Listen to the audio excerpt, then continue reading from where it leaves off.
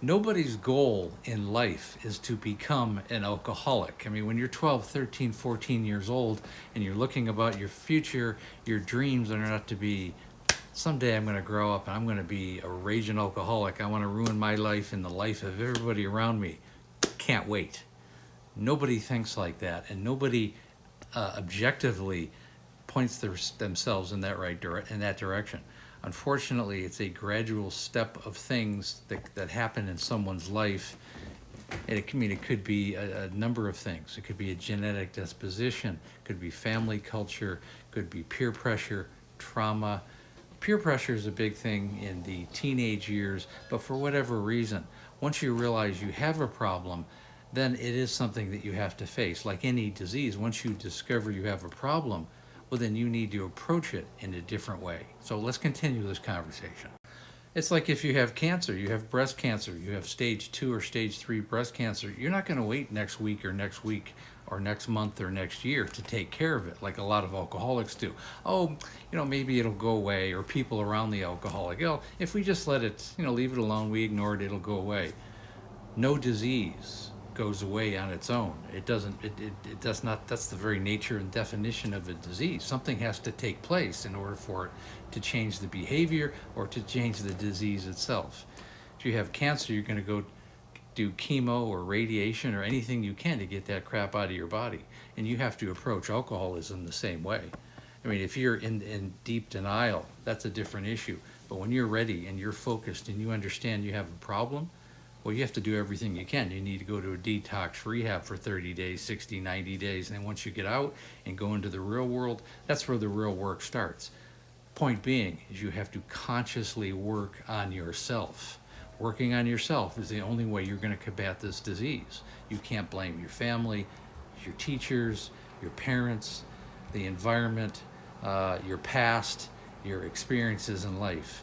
You can only blame it on yourself. In a sense, you have to take control of it yourself. You have to make your decision. Nobody else can make that for you. The thing is, if you find yourself blaming other people, you're blaming your spouse, you're blaming your kids, you're blaming your parents, you're blaming the government, and you're not taking culpability of anything that you're doing, well, nobody's pouring the alcohol down your mouth, yourself. Okay, you're the only one doing that. No one's making you drink. So you have to be cognizant, you have to be aware. If you're blaming other people, maybe it's time to look inward and maybe listen to the people in your life. If your relationships are being strained by alcohol, it's time to look inward, and maybe you're the problem. And that's okay, but as soon as you recognize that, then it's time to get to work. So again, it's nobody's goal to become an alcoholic in life, but it's almost irrelevant how you got there. But if the important thing is, if you discover that you do have a problem, it's affecting your relationship, your health, your productivity, your life in any way, it's time to take action. And recognizing that you have a problem is the ground floor, it's the beginning of getting to work. And you have to look at all the tools. There's so many tools available. I mean, there's Smart Recovery, there's AA, there's Women for Sobriety, there's LifeRing, there's local communities for community group therapy, there's naltrexone for the cravings. I mean, you just have to look. You have to begin to look, and if you have the support of the people around with you, well, it's time. So get to work, okay? On that note, if you want to work with me, click on the link above in my calendar link, set up a Zoom call. The call is free. I have an entire course to help. It's designed to bring the family and the alcoholic together. It's a complete comprehensive course for all family members involved, because essentially it's a family disease. And again, please like, share, and comment.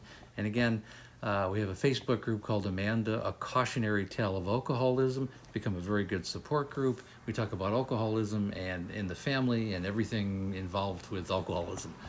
And again, thanks for listening.